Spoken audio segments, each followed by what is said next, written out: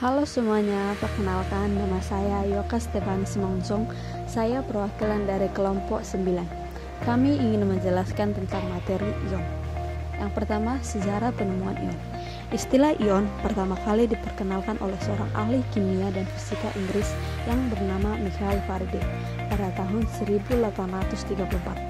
Kata ion sendiri berasal dari kata Yunani yaitu ion atau ionai yang berarti pergi. Pada saat itu, Michael Faraday menemukan spesies kimia yang bergerak dari satu elektroda ke elektroda lain dalam larutan yang berair.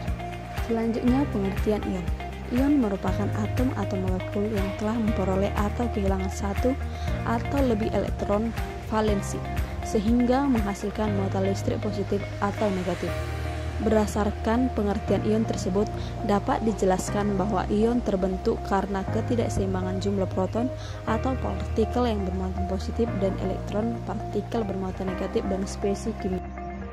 Selanjutnya, karakteristik ion. Pada satu materi berada dalam kondisi ion, maka materi tersebut akan lebih reaktif atau mudah bereaksi dengan zat lainnya. Senyawa ionik dapat berasal dari bahan logam maupun non-logam.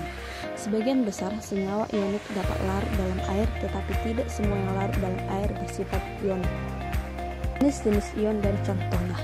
Ion dapat dikelompokkan menjadi dua kategori besar, yaitu kation dan anion. Yang pertama, kation. Kation adalah ion yang membawa muatan positif bersih karena jumlah proton dalam spesies lebih besar daripada jumlah elektron. Rumusnya ditandai dengan tanda positif dengan diawali angka yang menunjukkan jumlah muatan. Misalnya, yaitu H+ berarti atom hidrogen yang bermuatan 1+, untuk Ca2+ merupakan kalsium yang bermuatan 2 positif. Yang kedua, anion. Anion adalah ion yang membawa muatan negatif. Anion dapat terbentuk karena suatu spesies menarik atau menangkap elektron dari spesies lain yang kehilangan elektron. Anion biasa dituliskan dengan tanda negatif yang sama seperti kation dengan diawali angka yang menunjukkan besar muatannya. Contohnya, Cl negatif adalah simbol untuk anion klorin yang membawa muatan negatif atau -1. Contoh lainnya adalah simbol untuk anion sulfat ditulis sebagai SO42 yang bermuatan. Selanjutnya, kegunaan ion dalam kehidupan. Yang pertama, natrium klorida. Natrium klorida atau NaCl merupakan senyawa ionik yang paling sering digunakan, yaitu sebagai garam dapur. Karena sifatnya yang mampu menghasilkan rasa asin, maka NaCl banyak digunakan dalam penyedap makanan. Yang kedua, natrium benzoat.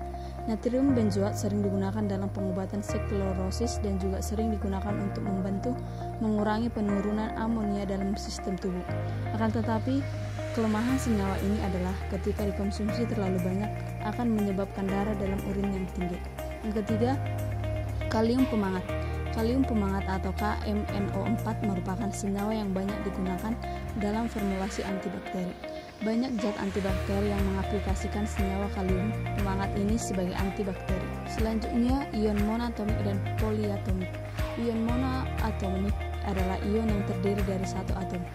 Itu disebut ion monoatomik. Contohnya adalah ion hidrogen H+. Sedangkan ion poliatomik juga disebut ion molekuler, terdiri dari dua atom atau lebih. Contoh dari ion poliatomik adalah anion dikromat. Nah, yang terakhir yaitu faktor-faktor yang mempengaruhi pertukaran ion.